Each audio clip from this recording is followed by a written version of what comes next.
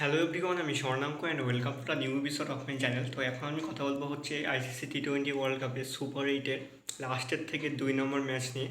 মানে এটা হচ্ছে লাস্টের আগের ম্যাচ এবং এটা 51 নম্বর ম্যাচ। এবং টোটালি এই পর্যন্ত যে খবর আছে সেটা হচ্ছে সেমিফাইনালে গ্রুপ 2 থেকে কিন্তু সাউথ আফ্রিকা আর ইংল্যান্ড এই দুটো টিম উঠে গেছে। তো এখন ইন্ডিয়া তো প্রায় উঠেই গেছিলো।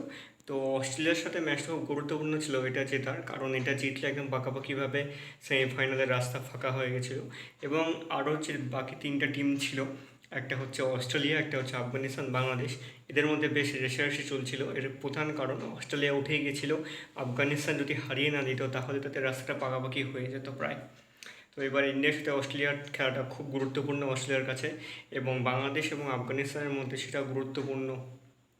আফগানিস্তান কিন্তু দেখা যাক, যদি কালকে খেলাটা ভালো মতো খেলে, তারা যদি জেতে তাহলে কিন্তু ওঠার বিশাল একটা চান্স থাকবে। দেখা যাক কী হয়। তো আজকে ইন্ডিয়া ভার্সেস অস্ট্রেলিয়া যে খেলাটা হলো সেটা কিন্তু একটা দুর্ধর্ষ খেলা হয়ে যেতে পারত, এবং সেইটা অনেকে ভাবছিল। আনফর্চুনেটলি সেইটা হয়েছে এবং আমি বিশাল খুশি এর জন্য। তো প্রথমে ব্যাটিং করতে নেমেছিল ইন্ডিয়া ব্যাটিং করতে নেমে 20 ওভারে তারা 5 উইকেট হারিয়ে 205 রান করে। এটা একটা বিশাল ইনিংস খেলে তারা, এবং আমার খুব ভালো লেগেছে যে এই ম্যাচটা খেলে তারা পুরোপুরি একদম একটা রিভেঞ্জ যে টাইপের ব্যাপার চলছিল ভারতবাসীর মধ্যে এই খেলাটা নিয়ে, তো সেইটা পূরণ করতে পেরেছে। এটা 51 ম্যাচ, যেটা সুপার এইটের গ্রুপ 1-এর ম্যাচ ছিল, 24শে জুন অনুষ্ঠিত হয়েছিল। এবং ইন্ডিয়ার রোহিত সেদিন 41 বলে 92 রান করে, এবং সেই সেদিন আরও একটা রেকর্ড করে, সম্ভবত সেটা 19 বলে কি 18-17 এরকম একটা বলে 50 রান করেছিল সেদিন।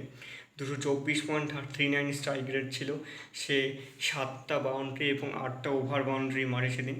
কোহলি সেদিন খুব দুঃখের ব্যাপার, সেদিন ডাক পেয়েছিল, 5 বলে 0 রান করে আউট হয়। সূর্যকুমার করে 31 রান, দুবে করে 28 রান এবং হার্দিক করে 27 রান। আর অস্ট্রেলিয়ার স্টার্ক এবং স্টোইন দুজনে 2টো উইকেট এবং হ্যাজেলউডও 2টো উইকেট নেয়। জবাবে অস্ট্রেলিয়া কিন্তু শুরুটা বেশ ঠিকঠাক করেছিল এবং কন্টিনিউয়াসলি মোটামুটি ঠিকঠাকই খেলে যাচ্ছিল। এবং প্রথমে ওয়ার্নার 6 রান করে আউট যায়, তারপর হেড কন্টিনিউয়াসলি সে পুরো পিটাতে থাকে। 43 বলে 76 রান করে সে একটা বিশাল ইনিংস খেলে আউট হয়। সে 9টা বাউন্ডারি এবং 4টা ওভার বাউন্ডারি মারে। মার্কস করে 37 রান, ম্যাক্সওয়েল করে 20 রান। তো টোটালি একটা ভালো খেলা চলছিল, কিন্তু এই খেলাটা হঠাৎ করে ভাঙতে আরম্ভ করে, এবং সেইভাবে যে একটু একটু করে ভাঙতে আরম্ভ করে সেটা আরও এগিয়ে যায় যখন পরবর্তীকালে 3টে 4টা 5টা উইকেট পড়ে যায়। তারপর তারা রানটা করতে পারে না। এভাবে তারা কন্টিনিউয়াসলি খেলতে খেলতে 20 ওভারই খেলে, কিন্তু তারা 24 রান পিছিয়ে থেকে যায়। 181 রান করে তারা 7 উইকেটে পুরো খেলাটা শেষ করে, এবং ইন্ডিয়া জিতে যায় 24 রানে ম্যাচটা। আর্শদীপ নেয় 3টে উইকেট, কুলদীপ নেয় 2টা উইকেট, এবং জসপ্রীত বুমরা এবং অক্ষর প্যাটেল একটা করে উইকেট নেয়।